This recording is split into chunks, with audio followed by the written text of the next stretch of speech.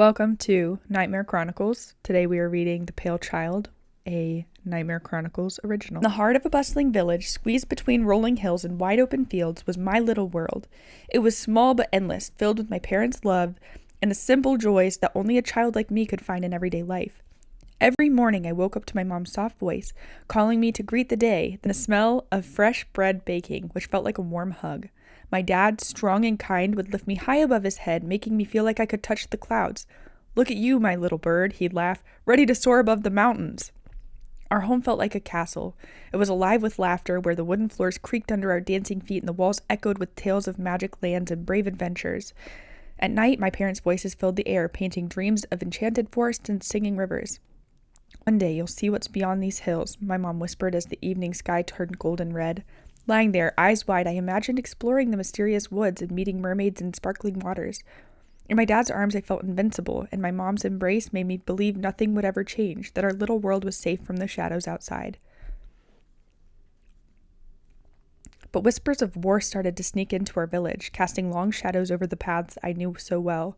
I couldn't grasp the worried looks or why our home felt quieter. Then, one starry night, my parents sat me down, their faces lined with worry. "We have to leave, my love," my dad said, gently holding my hands. "There's a storm coming and we need to find safety." I looked between them, hoping that this was just another one of our adventures, but the seriousness in their eyes, the tremble in my mom's smile, told me that this was different. As we packed up our lives, I clung to my mom, feeling the world shrink with every folded blanket and whispered promise. The night before we left, I lay awake, listening to the soft murmur of their voices, a lullaby of uncertainty. I thought about my friends, my favorite tree, and the stream that lulled me to sleep.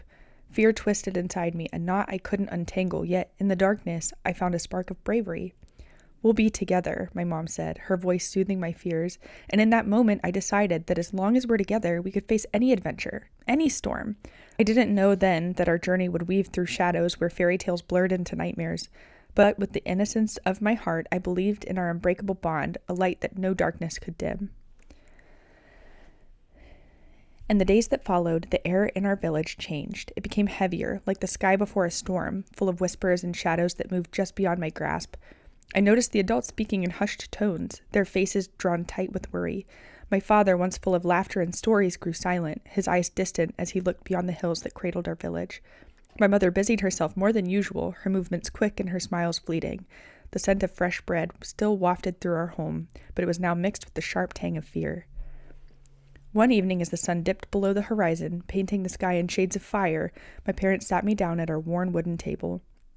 The room felt colder, the flickering candlelight casting long shadows across their faces. My father began, his voice rough like the bark of the trees he once climbed as a boy.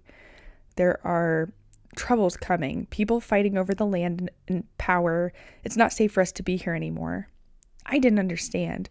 The land was just dirt and grass, and power was what made the wind blow and rivers flow. Why would anyone fight over that? I looked between them, searching for the playful glint that usually danced in their eyes, but all I found was a seriousness I'd never seen before. "Will we go on an adventure?" I asked, trying to lighten the heaviness that filled the room. My mother forced a smile, reaching across the table to squeeze my hand. "Yes, love, a very big adventure," she said, her voice trembling like the last leaf on a tree before winter. "We need to find a new home, a place where we can be safe and happy again." I thought about leaving my room, my friends, my favorite tree. A lump formed in my throat, big and painful, like swallowing a whole apple. "But what about my toys? And Ellie?" I whispered, thinking of my ragged doll that had seen better days but was my closest confidant. "Take what we can, sweetie. Ellie will come with us, of course," my father assured me, his smile sad but determined. That night, as I lay in bed clutching Ellie, the sounds of the village felt different. The familiar night whispers of crickets and the distant bark of dogs were now underscored by a tense silence, as if the world was holding its breath. In the weeks that followed, the signs of departure were everywhere. Items were packed, belongings pared down to the essentials. I watched my parents move around our home, their faces etched with resolve, but their eyes betraying a deep sorrow. The laughter and stories that once filled our evenings were replaced by quiet discussions and plans whispered too softly for me to hear. And then there were the goodbyes, tearful embraces with neighbors and friends, promises to write each other and reunite someday. Each farewell was a reminder of the growing chasm between the life we knew and the uncertain future that lay ahead. My world, once so stable and secure, was crumbling, and all I could do was hold on to my parents' hands, trusting them to lead me through the storm. The morning of our departure dawned crisp and clear, a mockery of the turmoil churning within our small home. The air held a chill that bit at my cheeks as I stepped outside, clutching my doll Ellie close. The village seemed to hold its breath, the usual morning bustle silenced, as if even the birds and the wind mourned our leaving. My parents moved with a purposeful haste, their faces etched with lines of determination and sorrow. The wagon, loaded with our meager possessions, creaked under the weight of our life, pared down to essentials. I watched my father check the harness on our old horse, his hands steady but his brow furrowed. My mother packed the last of our belongings, her movements brisk, yet I saw her pause, her hand lingering on the doorframe of our home, her eyes closing for just a moment in silent farewell. "Is it time to go?" I asked, my voice small in the quiet of the morning. My mother turned to me, her smile brave but her eyes shimmering with unshed tears. "Yes, my love, it's time for our adventure to begin." She knelt before me, adjusting the shawl wrapped around my shoulders, her hands warm and comforting. "Remember, no matter where we go, as long as we're together, we're home." Her words were meant to soothe, but my stomach twisted into knots. The concept of home had always been a place, filled with familiar sights and sounds, not a journey into the unknown. As the wagon pulled away, I couldn't resist turning back for one last look at our home. The garden where I'd chased butterflies, the tree under which I'd napped on summer afternoons, the path that led to the stream where I'd play. Each memory flashed brightly before blurring with tears that filled my eyes. The clatter of the wagon wheels on the cobblestone play a somber rhythm, the soundtrack of our departure.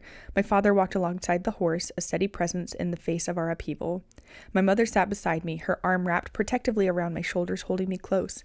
The familiar sense of our village faded with each mile, replaced by the crisp air of the open road and the unfamiliar sense of the countryside. It was an adventure, yes, but one tinged with the bitter taste of loss and the sharp pang of uncertainty. As the sun climbed higher, casting long shadows on the road ahead, I nestled closer to my mother, seeking comfort in her warmth.